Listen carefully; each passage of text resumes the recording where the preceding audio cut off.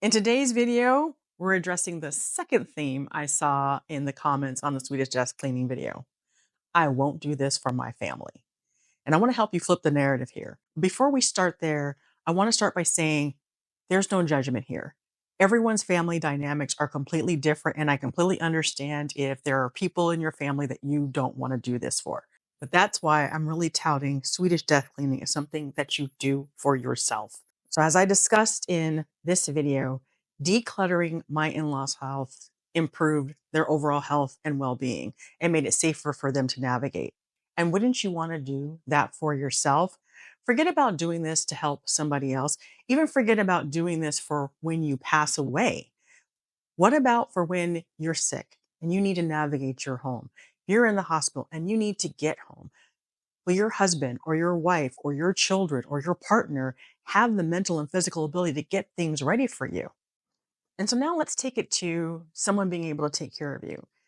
Like I said in this video, my husband had to steal his parents' trust in order to exercise the powers that they had given him. And we know it's probably because Phil had cognitive decline at this moment, and he thought every time my husband asked for a copy that he'd get it when he died. He'd forgotten that he actually had a trust, and that there were things for when he was alive. Dad, in the unfortunate event that I need to act on your behalf, having a copy of your trust would make it easier. Where do you keep it? You can get it from the lawyer after we pass.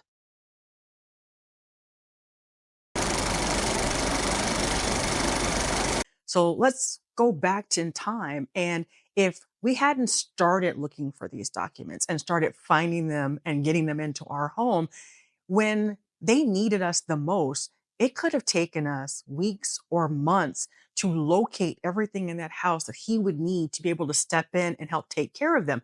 And I say that because it took us months to get that information before we needed it.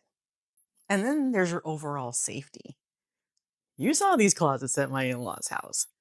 What would it be like if you're older, frail, or sick and frail and open up that closet door and have these things just fall on you, come crashing down?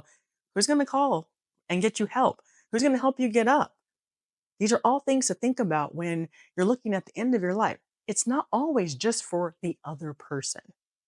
And that is the benefit of starting early and doing it for yourself.